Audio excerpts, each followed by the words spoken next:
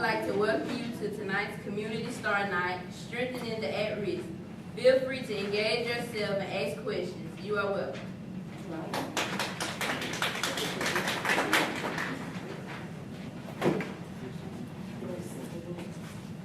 Good evening, everyone. And we have our heads forward to prayer, please. Father, we just come to you on tonight, God. Thank you for blessing us all to see another day, God. Thank you for letting us all come here, God, and be able to please bless everyone tonight and live out with our community, God, so we can make it better, Lord. In the mighty name of Jesus, we pray. Amen. We just want to welcome you all to Community Night. I'm so glad to see you guys here.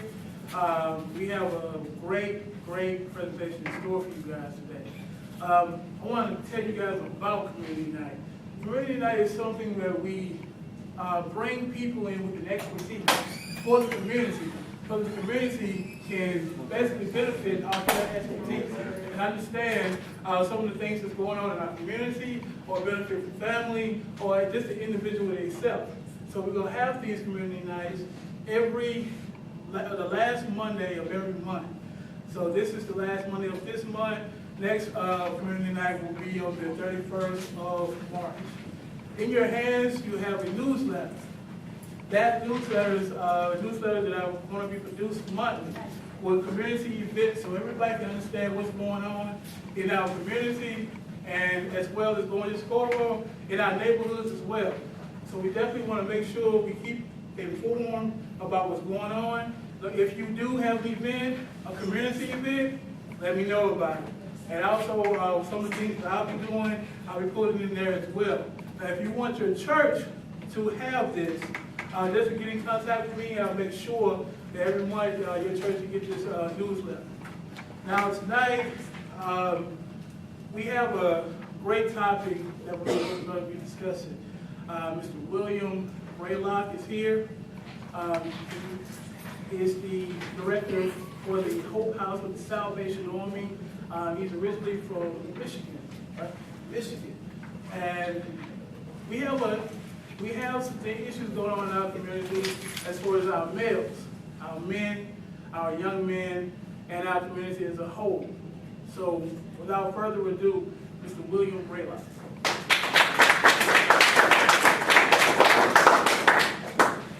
Good evening. First, as he said, my name is Will Braylock, originally from Grand Rapids, Michigan.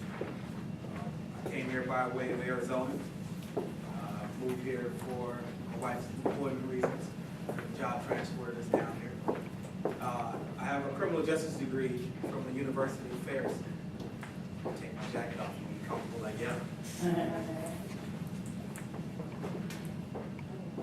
I am number 5 of 10 kids. I am the oldest boy. I first like to open up all of my speaking engagements with having all the parents stand up. Some parents, community leaders, or representation stand up.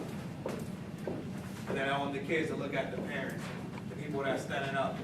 These are the people that's up every night, praying, hoping, and wishing that you make it. These are the people that care about you more than your friends, more than your teachers, more than any hip-hop artist and BET could ever care for you. These are the people. So let's give them a hand.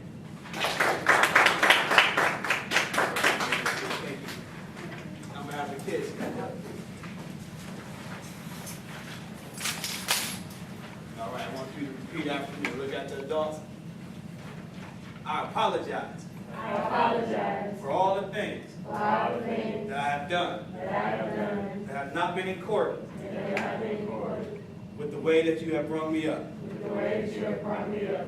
Even when I don't listen, Even when I don't listen, I know I know what the right thing is to do. what the right thing is to do. Be patient with me Be patient with me as I work on me, as I work on me, because I'm doing my best. because I'm doing my best. All right. The next thing I like to do, I'm very interactive, okay? The next thing I need 8 people to volunteer. Preferably 4 adults, 4 children.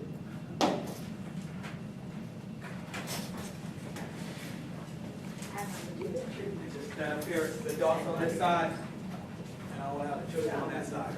Right. I can pick you out if you want. You don't want to volunteer. I have no problem pointing at you and say, hey, you want to help me out?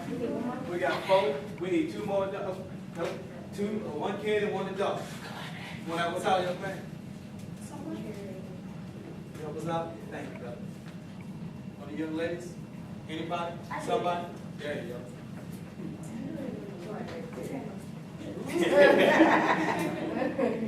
All right. This experiment goes like this. We're on a desert island. There's 8 bottles of water.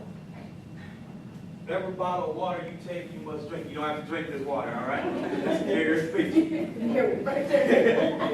8 bottles of water has to be drinking. It's the only water that's on the boat. I want the adults to come pick one of these waters. They're going to be drinking.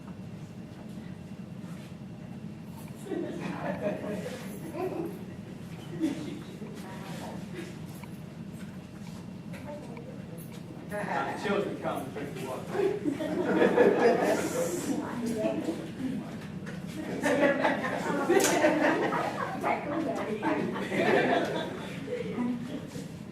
Now adults, please hold your water. I have 2 clear bottles of water, 2 dirty bottles of water. Children, hold your water up. And this is no play on any adult, and don't take this personal, but I'm going to tell you the reason why I did this. As a community, especially as a black, we will go and make sure that we're all right before we make sure our children are all right. There was 8 bottles of water up here. And as an adult, you should come and say, I'm going to leave enough for the generation after me not to have struggle as I struggle. So I'm going to leave it better than what I got. All right? So that's my opening statement to you guys. Let's leave our community in better hands than it was given to us. All right? Thank you. I appreciate it. You can drink the water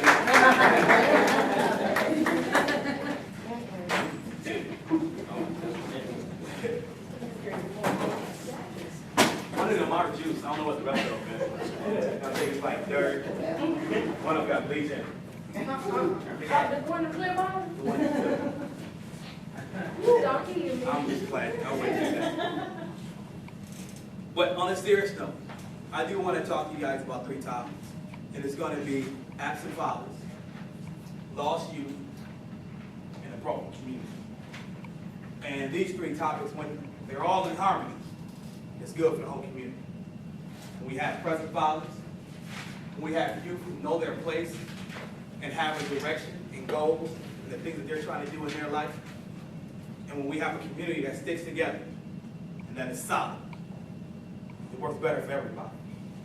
You'll have a better day at school. You'll have a better day at work. You'll have a better day at church. All of them things need to be in harmony for us to function as a society. We have got away from those things. So when the topic comes up of absent fathers, the discussion is being had in barbershops, hair salons, and it's usually, well, it's the mother's fault why I'm not in that child's life. But no, it's the father's fault, because the father has a choice to be absent. He needs to stand up and say, you know, I have failed my children as a father. That choice that they have, nobody can make them have that choice. The same fight that they give any other thing in their life, they need to give that same fight to their children, to be a father. To some, it's just easier to give up and place the blame elsewhere. How can they call themselves a man, especially as African-American men? We live in the same city as our children and we don't see them.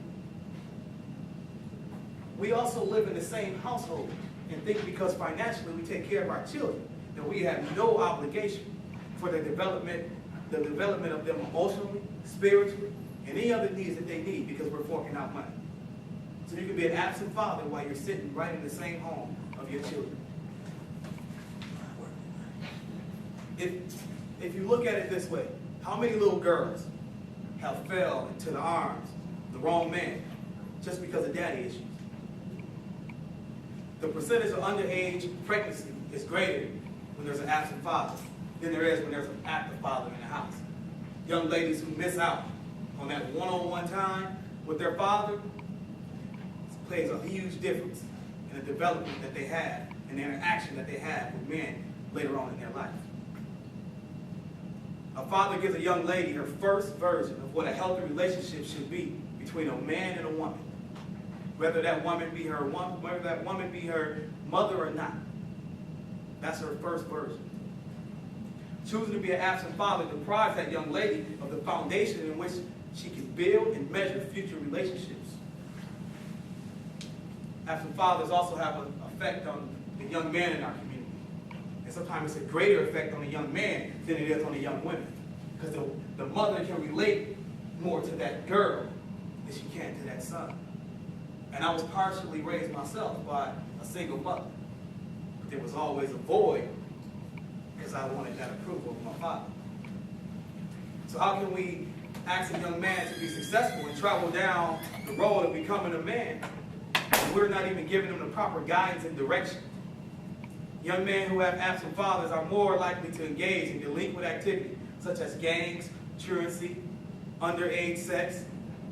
The way in which a man develops his outlook on manhood is drawn from his father, whether it be good or bad. A young man in a household where there's an absent father feels as if he don't have to participate in constructive things because it's okay to have your mama in the stand saying, that's my baby. But it's different when your father is sitting there and saying, hey, that's my boy right there. It's just that feeling that completes us as men. And some of us men, we search for the approval of our father, even if our father dies. We're still trying to live up to the approval of our father. A young man has this knack for wanting to be like their father, whether it's good or bad.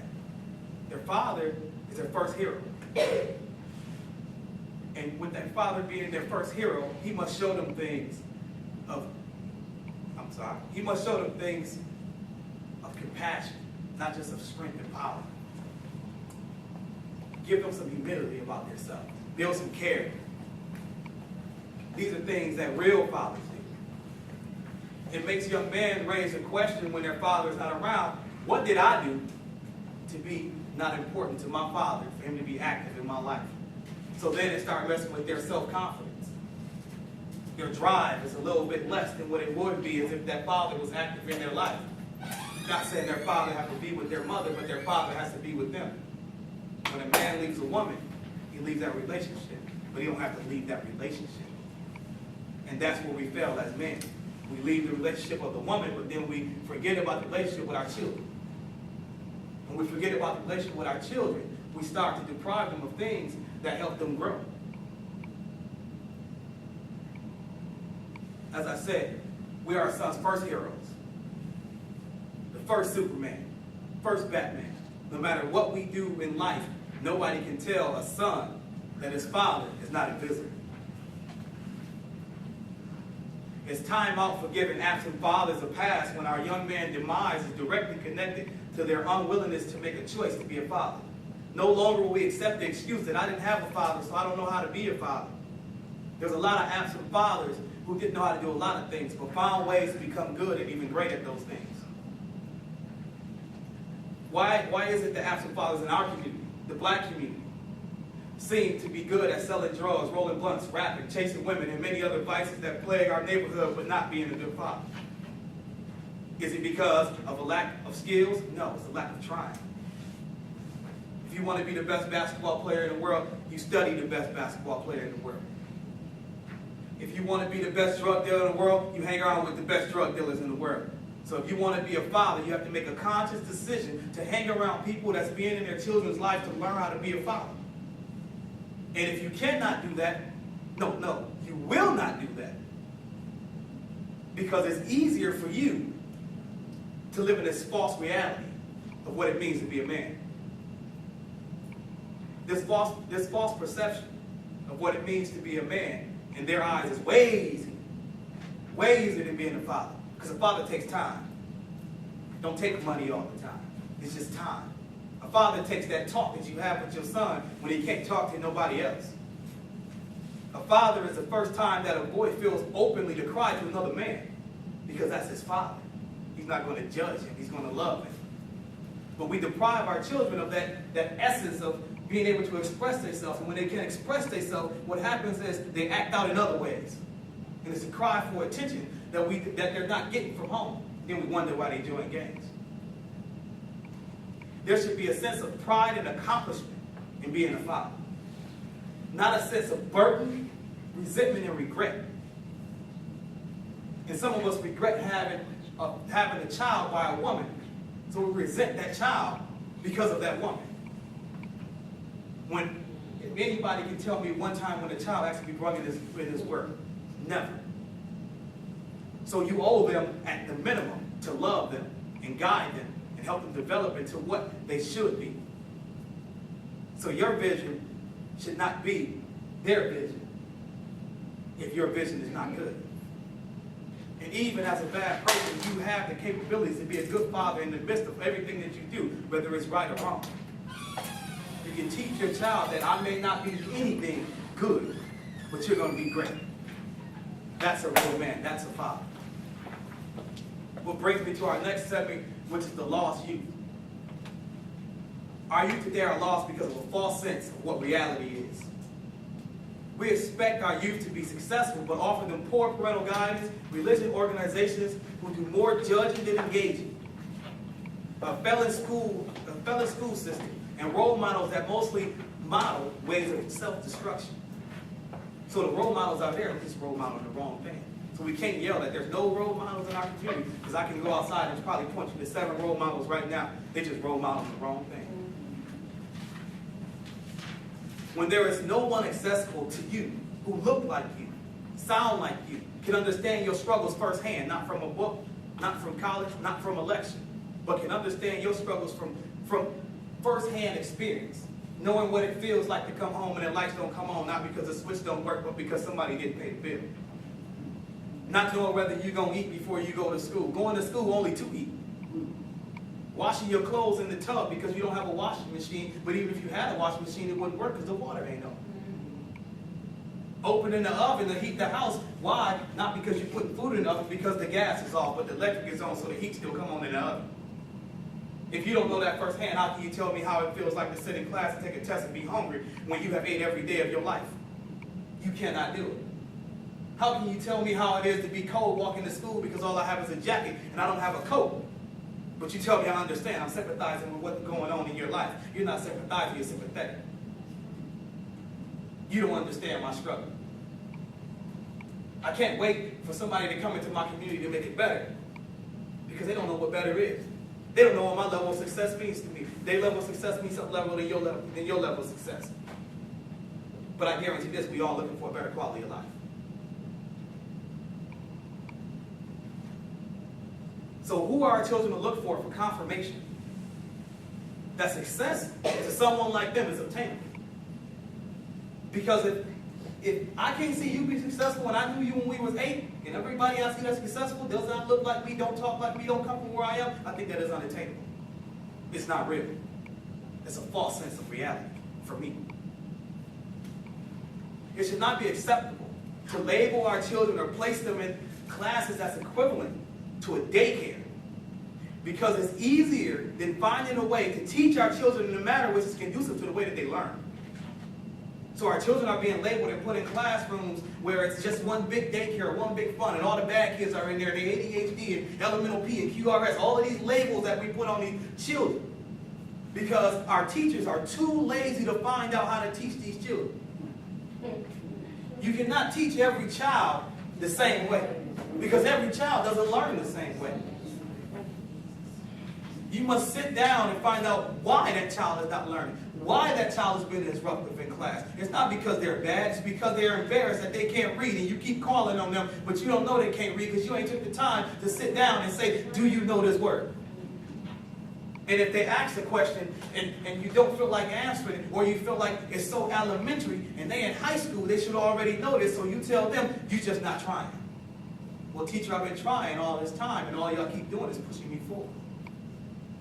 So when do I got time to try? What happened to the teacher saying, hey, you stand after school, we're going to work on this spelling test? That doesn't happen. When the bell rang, the teacher's quicker to lead a classroom than the students. The teachers will tell the students, well, you need to try harder. You're just not getting it, huh? No, you're just not teaching it. Just because you open that book and read it does not mean that you're teaching. Teaching is an action word. You have to sit down and you have to teach. But first you got to know what you're teaching and know the people you're teaching to. You don't go and teach a dog how to sit by making him look at a cat. You just don't do it. You read a book about how to make a dog sit, and then you go and you put it into action and you work with that dog until that dog can sit.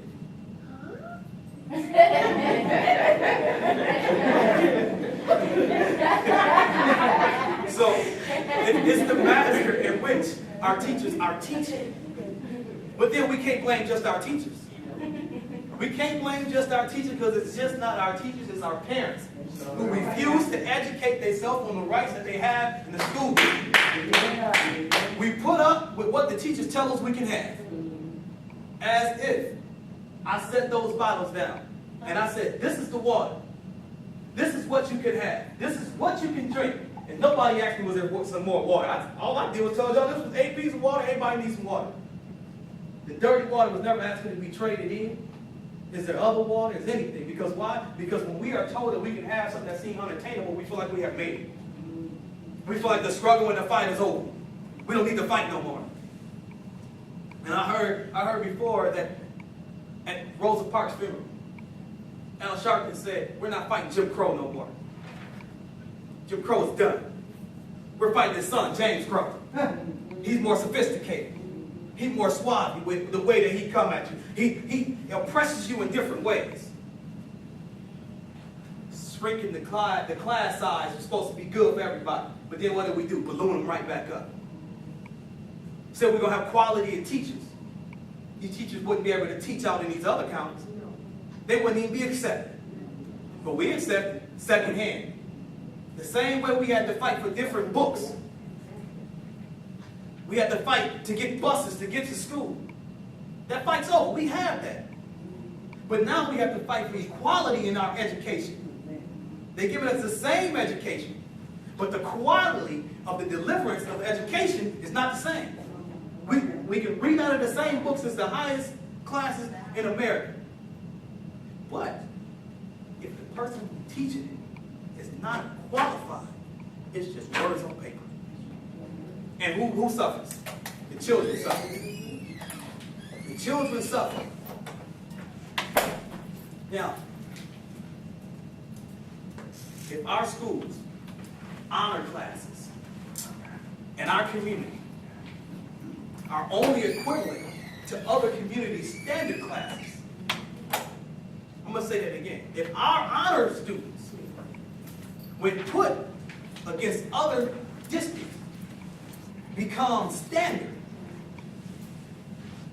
what we are doing is allowing our children to be given a false sense of where they measure up to what will be their competition when it comes to college and the workforce. As parents, we fail our children by not holding them to the highest standards possible when it comes to education, self-respect, ethics, values, and pride. As quick as we are to chastise our children, we need to be even quicker to praise them and let them know when they do something right.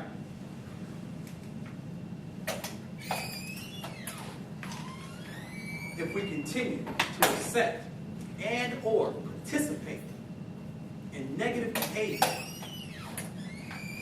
these are sure ways to continue our children on the path of destruction. And I'm going to say that one again too. If we continue to accept and participate in the negative behavior of our students, our children, we are surely helping them to continue on the path of destruction. We have parents who will smoke with their children, who will drink with their children, shoot dice with their children. So their children don't have to learn anything in the streets, they're learning it right at home. And then the parents blame society on what their children are doing.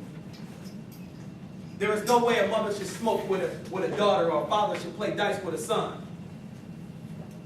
And even if those are your vices, your personal vices, it's okay. We all are not perfect. But our children, they're our clay. for us to mold into what we want them to be. When you walk into a shop and buy a vase, the vase, if it's beautiful, you buy it. You don't know what the shortcomings of the person who made that vase is. And that's how we have to treat our children. When you see my child, you're going to say, that child is well put together. That child has values and ethics and morals. And then when you find out who the parent is, you're going to say, woo! How is that parent the parent of that child? Because I'm the clay maker. And I make what I want to see and not what I am. So be that clay maker for your children. All right? Our religious organizations. This is always a touchy subject. Because us as church folk think we got it all figured out. Think that we got everything figured out because we know Jesus. But knowing Jesus and somebody seeing Jesus inside of you is two different things. You shouldn't have to run around and say, I'm Baptist. I'm Church of God in Christ. When I walk up to this brother, I can see Jesus inside of me. He ain't got to tell me. He ain't got to say, hey, Jesus in here. I go to this church. This is my pastor. God don't care about that. It's a war for souls, not publicity. So,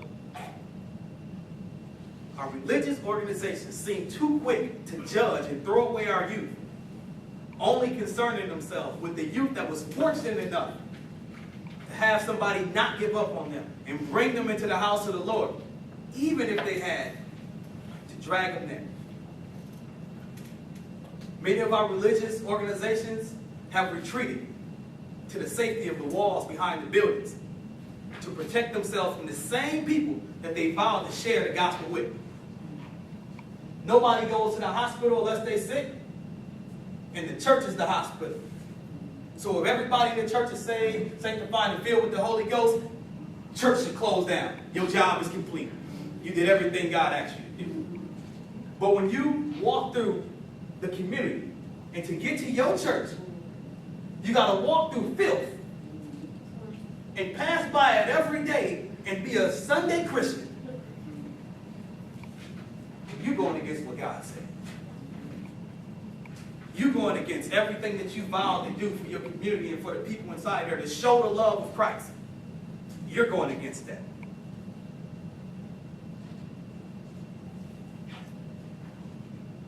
Our history shows that when we are faced with adversity, like the current situations with our youth, which is horrible, not just here in Mississippi, but from New York all the way to California. Our current situation with our youth is horrible. They're lost. And they're lost because we have put them in a room and painted all of the windows shut and locked all of the doors and told them, go ahead. Figure it out. But again, we're the Christians. We're the parents. We're the educators. We're the role models. We're the failures. That's what we are. And just because your household is in order doesn't mean that you're doing anything different than anybody else. Because if you can't go next door and say, hey, I'm going to school and I'm dropping my kid off, is Tony coming too? Then you fail. Being concerned with what's going on in your house only is the exact opposite of what community stands for.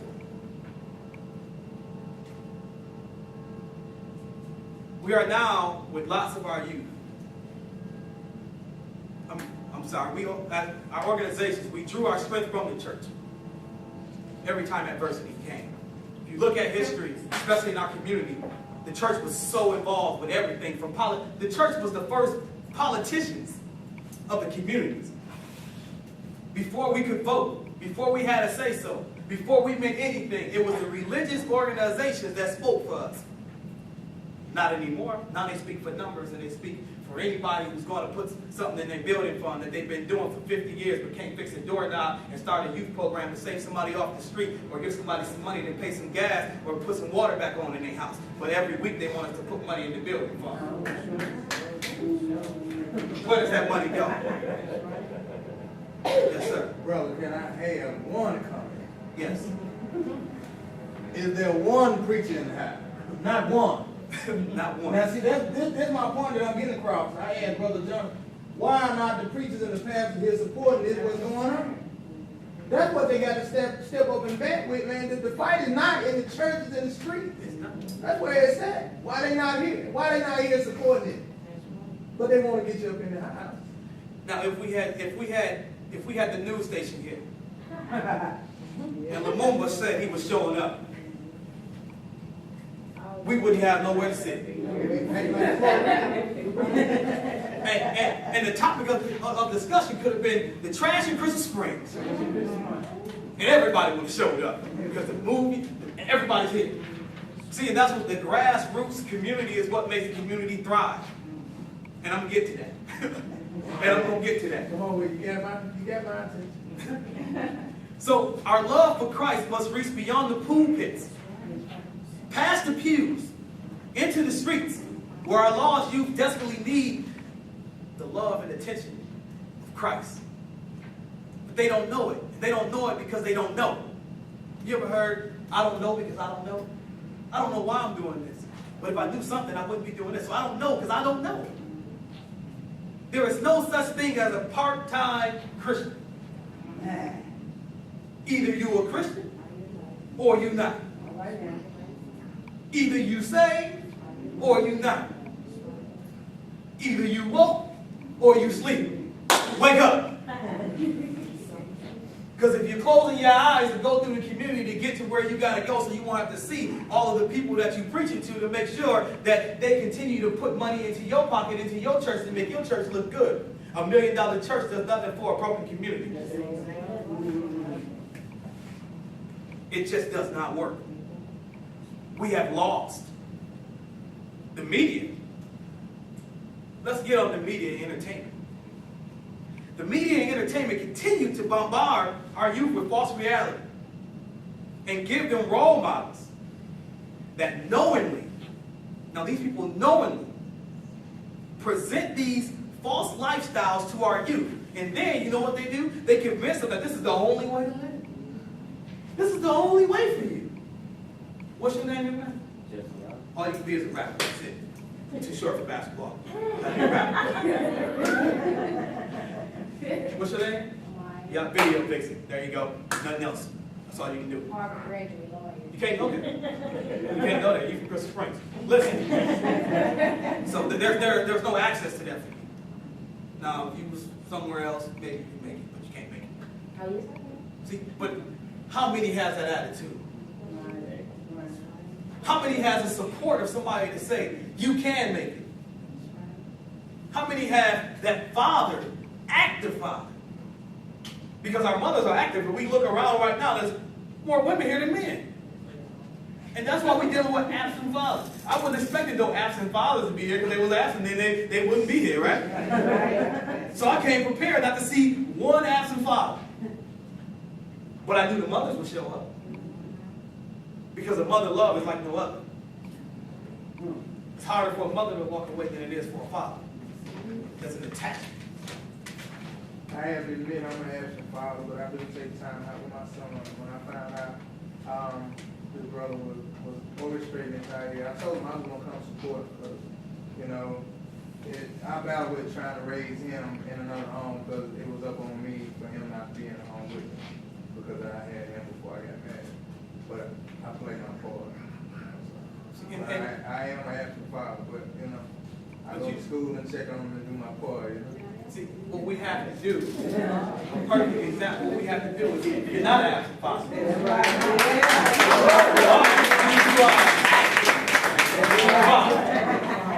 You are a progressive father. You are a father on his way to be a great father. All right? This right here is probably this is that first step. Yeah. To hook up with people who are already trying to do or already doing what you're thinking about doing. Yeah. So being an absent father, and I tell people this all the time, I would rather for you to be an absent father than an in and out father. You know what an in and out father is? father will show up every once in a while. So the pain keeps happening to the child every time you show up and promise all of these things and then you're gone. So just stay away. Let the chips fall where they may. But if you're going to be an active father, you don't have to live with your child. You don't have to spend 98 hours with your child. But when he called, that's when there's time to be active. When he needs you, you need to be there. If you have a choice between being there and being with your friends, watching basketball, drinking beers, whatever your vices may be, because we all have it, that's when you need to be there. That's when you are active. Being absent means to be none and void. You're not none and void, you wouldn't be sitting right there right now. All right.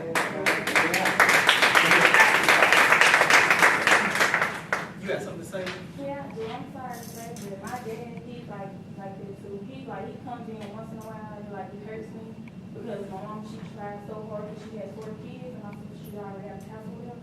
But it hurts me so bad that he only comes to bring me here because he's got court or whatever. I mean, AOP, I have to come here. And the only time that he's in my life is when there's something bad going on. Like when it's good, like when I'm doing good in school or whatever, he does not show up. He does not show up. And it hurts me on that stage and kills me. Come here, I'm sorry for your father. As a man, I have a 2-year-old. My wife told me I'm overbearing. She said, you had everything. I don't care if somebody else's birthday. I'm going in there and I'm going to do this, all right? Yes. I tell you what, it's little girls like this that don't have nobody to cry on. And that's not the absent father's fault. That's your fault, my fault, your fault. Because you know what? We got to stand in the gap. That's right. Get on that. We got to be that role model. That's right. We got to be that counter role model. It's our fault. We failed her. The men in this community failed this young lady. Because nobody took the time to find out what's wrong with this young lady. Maybe if somebody was active, a male was active in her life, she wouldn't be in the predicament that she in right now. Because as she said, her mother is trying. But it's called co-parenting. And co-parenting don't mean that two people that had the children together. Co-parenting can be your grandmother and your mother. It can be your neighbor. It can be your teacher. It can be your coach. That's our problem. We forgot what community means.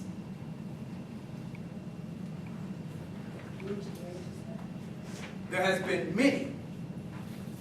This part right here, it almost hurts me to say this. Because I would rather for us to have nobody in our community that ever been successful than to have somebody that was successful and left and took the blueprint with them. That's the worst type of person. And everybody deserves a good quality of life. But how good is that quality of life that you gain if you selfishly withhold the tools for others to enjoy that same quality? Then you don't have a quality of life. You have removed yourself from the problem, but in essence took the problem with you, because every time you go back to your old neighborhood, you're going to feel it in your spirit. You're going to feel it in your heart. Somebody's going to ask you, how did you do it? Can you take the time? But you're too busy closing your eyes and going to the church.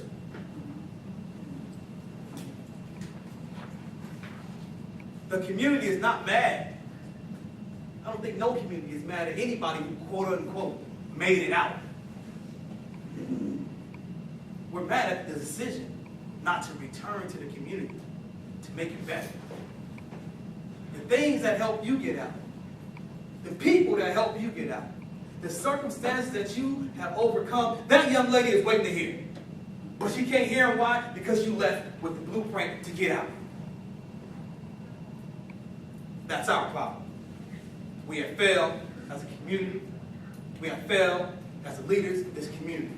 We have to replace these deadbeat, dead weight people that we put over and above everything else and wait for them to come in and say, this is what we need to do, let's rally together. When does the next Trayvon Martin go happen?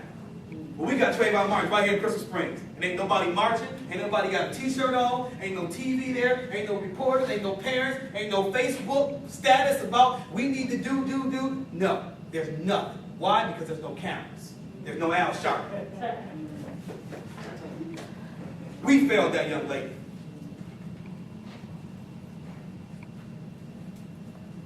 And when you think about community, the word community means a feeling of fellowship with others as a result of sharing common attitude, interests, and goals.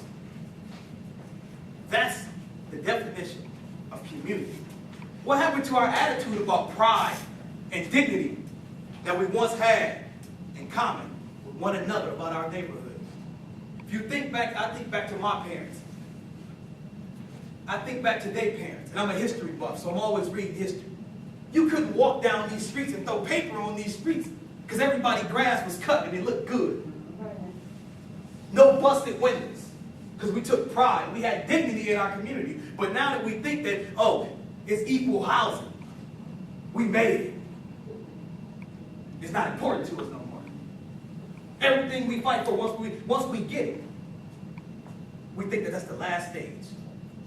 We think that that's the last, that the fight has stopped. The fight has not stopped. The fight has just changed. It has changed directions. The enemy is now hitting you in a different perspective that you don't even know is coming. So he got you looking over here at these people twerking on the wall, where all the time he over here killing all the people that's going to help you get out of the situation that you're in. But we're focusing on the wrong things. We're focusing on loud music. Loud music ain't never put nobody in the penitentiary. Loud music ain't never had somebody come into your house and rob you. Loud music ain't never made nobody get an E, F, G, elemental P on no test. We focusing on the wrong things.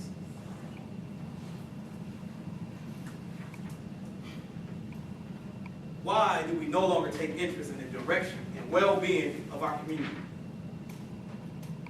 We don't care where our community is going. We can ride through here every day as long as we got a big screen, an Xbox One, some nice furniture, a nice car. We are okay wherever our community looks. If you walk through our communities right now, you will see some of the best cars you ever seen, and parked in front of some of the raggediest houses that you ever walked in. Make that make sense. It just don't make sense where our priorities is at. How, as nice as we would like for our car to look, we should like for our house to look. As nice as we like our clothes to be, we should like our mind to be. A sharp idiot is nothing to make about it. You're just good to look at. That's it. So we have went away from that pride and that sense of well-being in our community. Why has it become the norm to accept the current status of our community with no plans to develop, implement, or reach any community goals? What is the goals of this community? Anybody? Exactly. So we aimlessly just walking around talking about problems. We're mad, we're upset, we're ready to fight about problems. But how can we go and change if we can't say, this is what we won't change, and this is why we want it changed, and here are all of our signatures on that need to be changed, we're going to vote you out of office. Make that make sense. They're your representation, right? They work for you, right? School board works for you, right? If my kids are failing, then you're not doing your job. Now, I was told that there was a meeting yesterday about the school district. Now make this make sense to me. I'm not from here. If there's 3 schools in my district, and they're all not up to par, but one of them is way up here and the other one is way down there, but they're ran by the same district, what resources are we not getting in our schools? Because if I can go over to this school right here and it look like a castle, and these kids are learning, these kids are held accountable, these kids have clean locker rooms to go into, these kids have, inside of their classrooms, the board is white, it's not dingy. The PA system works. There's security and there's teachers monitoring the hallways. But we're all in the same school district. And you know why? The same, and I give it to you, Rick. The same people that complain about it and are tired of it are the same people who won't go down there and say, I'm complaining, I'm tired of it, and I'm ready for a change. All right. My children deserve better. You know why? Because we complacent. They told us, well, it's better than what it used to be. Be happy with that. And we like, well, they're right. It's better than what it used to be. I remember when I was in school, woo! I don't give a rat's butt how much better it is now than it was then. It ain't good enough. My school, when you walk in our schools, you shouldn't be able to tell the difference between our schools and their schools. On every level. Every level. Our superintendent should be known by face, if not by name, by every parent and every child in that district. The level of respect that comes from the top down should be the same respect that comes from the top down over there. But we have to be the ones who go and say, I deserve and I want and I'm going to take that respect because my kids deserve better than what I'm accepting. And as children that's in that school, you can demand better. You can demand better. It's your right. That's when you get together with these parents and y'all get together and go together. Because now it's just the kids saying it. Nobody's listening to the kids because the kids saying it. Then the adults going, but it's supposed to be 50 of us, but only 7 of us show up. Come on with it. But if it's $2 Tuesday down at the bar where you got a 1-drink minimum, it's gonna be packed on ladies' night. But you can't come to a PTA meeting, a board meeting to find out what's going on with your children. As I said, we failed our community. We failed our children. We failed ourselves. So in essence, we deserve everything that they give us. We deserve it because we asked for it and we want it and we crave it. We like it. No, we love it. That's why we continue to ask for it. And then we sit back and say, oh, they racist. They don't have to be racist. You racist against yourself. You don't even think you deserve what they have. So who hates you more than you? They don't need to be racist. We don't need them. We're doing enough racism to ourselves.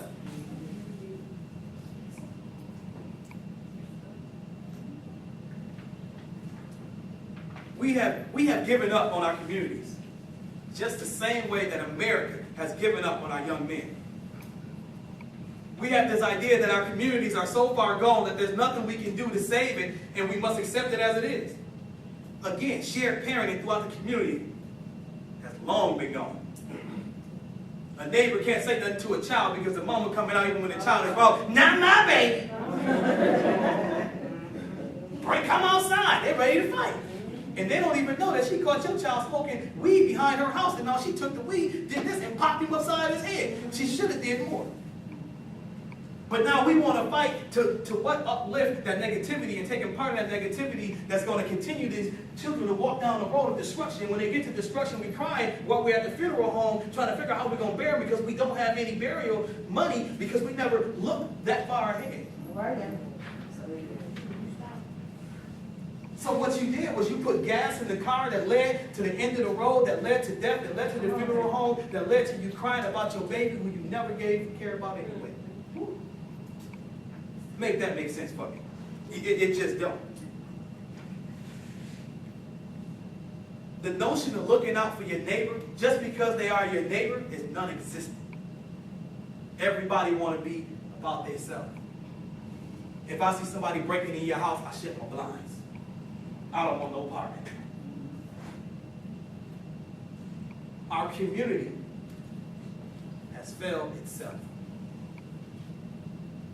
You can't go out in Rankin County, pull up in one of those subdivisions, and nobody's ever seen your car before, and think that you're going to get out and walk around that neighborhood.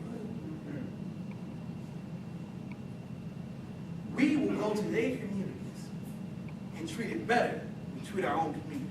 We won't throw paper down. We turn our music down. We pull our pants up. We straighten our hat. Who we trying to fool? Then we come to our own community and we act like hoodlums. Untrained animals. Untrained animals. We have no self-respect or no sense of awareness that our community is just as good as their community. The only reason their community look better because they took the time to build into their community. and say, you know what? We deserve just as much as they do. Of course they're going to let us move into these nice subdivisions now. Because the closer we move out, the closer they move in. And have you noticed, the closer you move out, they move in. Whoever lives closer to downtown, property does what? Goes up. So Inner Jackson is now expanding. And we're moving out to the counties, where they once moved to get away from us. But now they're coming back to retake it. And we're allowing them to retake it. We're allowing them to retake it by breaking down and dissolving our community. And giving somebody a chance to come in and sweep it up and then kick you out. We have the notion of not looking out for our neighbors just because they're our neighbors. Just think about that. We all have an ulterior motive when we're thinking about, if I do this for them, then they'll do this for me. How about just being nice, just for the sake of being nice? How about being a good person just for the sake of being a good person? We no longer do that. We continue to support businesses and people that only take away from our community with no clear plans to add to it. We will frequent those businesses that could care a rat's butt about your community, our community. Our money circulates one time in our community, and then it's off to improve the communities of others. Other communities' money circulates 7 to 8 times before it leaves that community.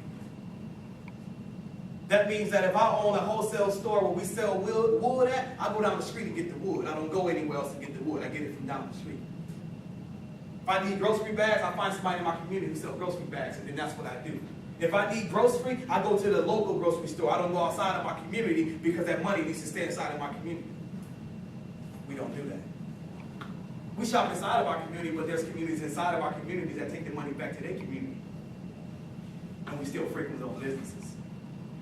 But if a mom and pop shop open, we won't go because we know their grandson, and their grandson don't get along because he live on the east side, we live on the west side, so I don't like him, so therefore I'm not shopping at his grandparents' store, who have no clue who I am and what I do and why I'm doing it. We have failed our community. We have failed ourselves.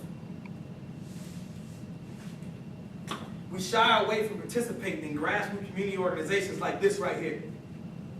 We shy away from that. But we flock to organizations whose business is the total opposite of anything that will move us forward in reaching our full potential as a community. Yet we struggle with the answer to the question of why we have a broken community. Our community is broken because we fail to put the pieces to the puzzle together that we all hold. No matter how big, how small your piece is to the puzzle, your piece to that puzzle is just as important as the biggest piece on the board. But you have to believe that your piece is just important. You have to believe that his piece may be big, but that's how much he can handle. Your piece may be small, but that's what you can handle. But his piece means nothing without your piece, and your piece means nothing without his piece, because we need the whole picture. They do not sell paintings with missing pieces. But we, as people, believe that I deserve just as much as you deserve because you have it. Not because I earned it, but because you have it, I should have it. I should not have to work for it. If you put in $50 and I put in $1 and you get $100, I want $100 too. But I didn't do $100 worth of work.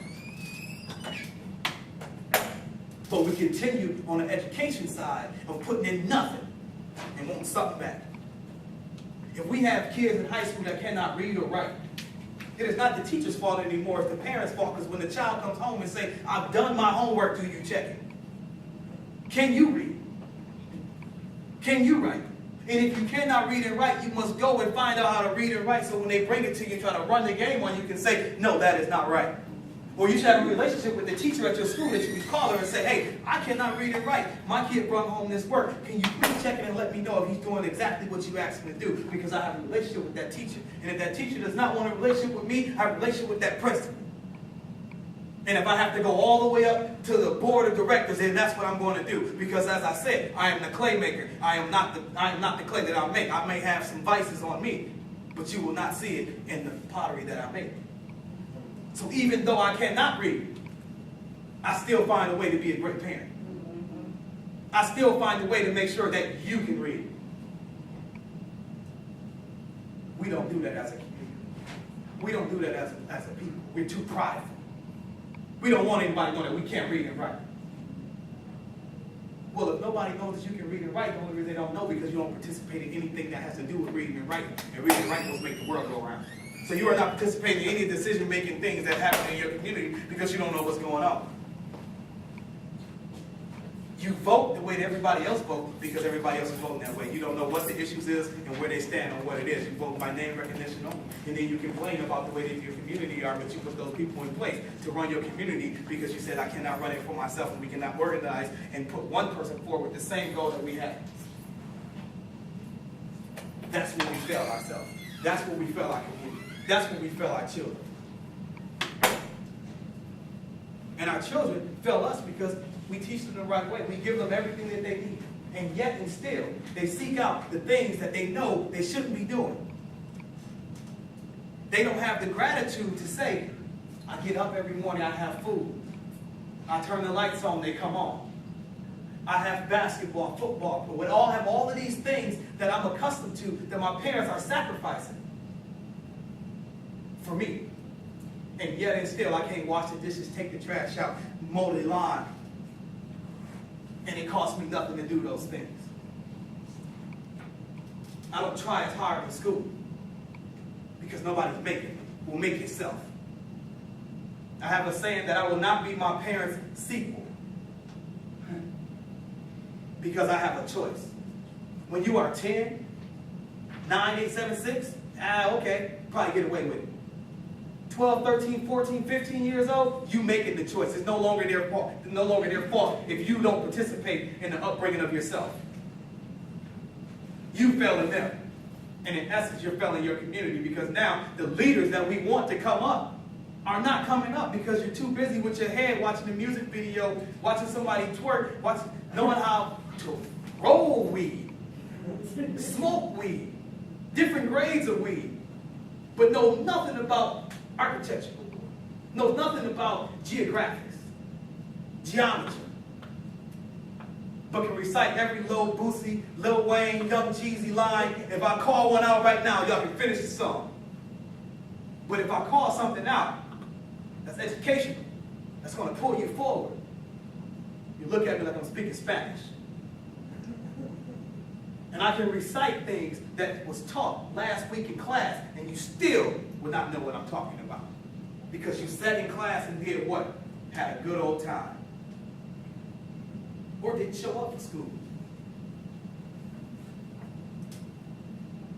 You must take an active role in the upbringing of yourself as teenagers.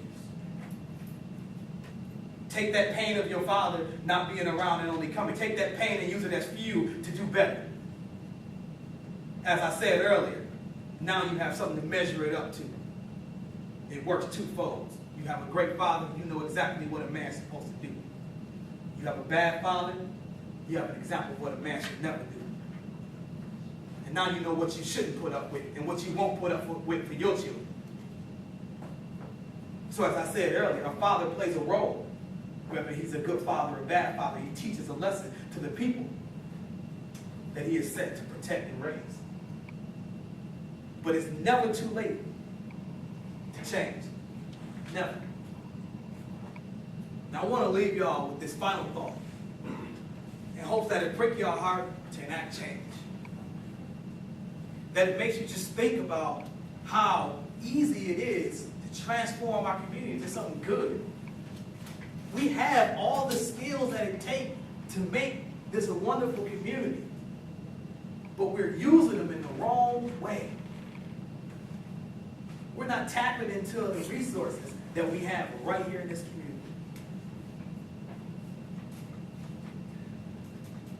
When I walked in, I said, okay, I thought it was going to be a bigger crowd, but I knew it wasn't.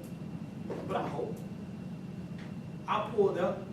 This guy's back here playing basketball, listening to loud music. My first indication was go over and say, hey, y'all want to come over and listen? Y'all want to come in and see what's going on? Because sometimes we have to engage because they don't know what's going on. They're not a part of this right here. They're not a part of this. So it's foreign to them. We got to leave these walls and knock them down and go inside and say, hey, I know we at the bar, but we having this father thing on Monday. Man, you should come check it out. Simple as that. You guys can have a long conversation. Because we interact with each other every day. But what are we interacting about? Sometimes all it takes is to say, hey brother, can you come to this thing and check it out? Bring your son, bring your daughter. But we so scared to interact with ourselves. We scared of our own people.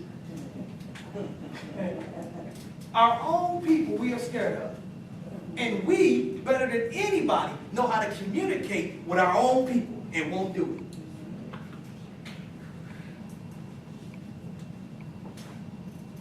In closing, I just want to tell you guys, absent fathers create lost youth who destroy our communities. Our communities accept fathers being lost and absent, and complain about the lost youth, but do nothing to help them find their way and strengthen our communities. Lost youth searching for an absent father end up finding themselves lost in the streets, and the streets becoming their surrogate father. The community watches while another piece of itself, our youth, is destroyed right before its eyes. The community possesses the power to halt the self-destruction, but it sits and does nothing, wishing and hoping that some outside entity will come with a golden plan to save the community from itself. What our community doesn't understand is that the help that it seeks is already inside itself. If we could just have a present father, grab an absent father, who finds a lost child and show him the way, all while healing a broken, forgotten, abandoned community, we'll be in a better place. Now it's up to you guys to take the next step that are necessary to form a plan to combat these issues in your community by joining community organizations, taking part in programs, and being involved in your children's lives. How much talking do you have to do before the actions start taking place? If it's talk, talk, talk, no action, then we're just talking, and we deserve everything that we get as a community and as a people. If we continue to allow absent fathers to get a pass, we are failing ourselves, we are failing our community, we are failing that young lady, we are failing that young lady, we are failing that young man. Because we don't care. It's not important to us. There's other things that's way more important, but those other things are vices that has nothing to do with the growth of our community. If we don't take charge of our education, we will not have the knowledge or the power to fight against the injustice that happened. Education. And sometimes you don't have to be the forefront. You might just need to be a body that stands in the mass to show the strength of the whole community that's there and not say one word, but you will be heard. We fail our community, our children, and ourselves. Not because we had to, because we wanted to, secretly. And what I mean by we wanted to, because we didn't want to do what it took not to fail them. Because it's too hard. It takes too much time.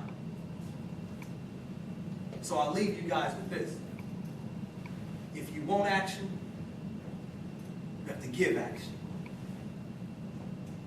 If you want progress, you have to progress. If you want to see change, you have to change. And if you think you deserve better, show it.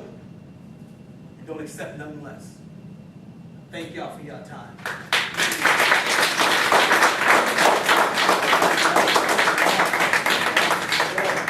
Does anybody have any questions or comments they want to make at this time? Hi there. Yes, ma'am. You were talking about shopping within the community. The biggest problem that I have within our community with shopping and comparing prices. I'm a single parent. I do have an absent father in my situation.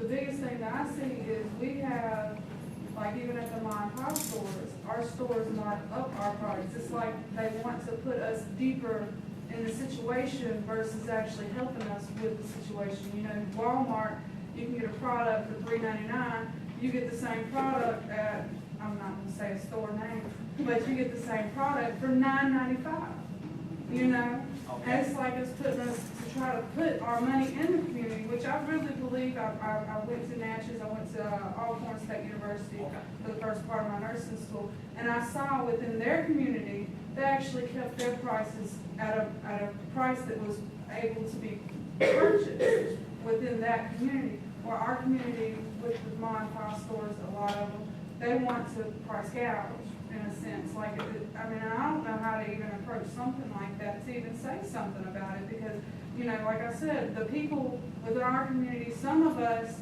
you know, I'm blessed with a car. I worked hard for my car, I make sure that I purchased my car. But for the people that, you know, have not obtained that situation and have to walk within the community, how are they gonna get better if they're gouging out their money in the first place? You have a business development committee, Crystal Springs Business District, community, charter counties. We explain to you why prices sometimes in mom and pop stores are higher than everywhere else. And that lies on, again, me saying how much you care about your community. Now, they're not charging those prices because they want to charge those prices. But when you're an individual, when you're buying, if I'm Sam's Club and I'm buying 1 million pallets of milk, then I'm gonna get cheaper than you. All right? So you're gonna pay just a little bit more for that milk. But as a community, business community, I was a part of the Garfield Neighborhood Business District back in Michigan. And what this community did was all the mom and pop stores got together and bought their products as a unit, which kept the price down for the communities in which they live. So instead of JV's grocery store and Sally's grocery store having an account with the same distributor as individuals, they came as a collective. So those 5 stores bought 100 pallets Yeah. at the same price that maybe you got your Myers or Fred's that's buying them. Then they distribute them between those 5 people. So it lowered their price, and it lowers the price of the consumer.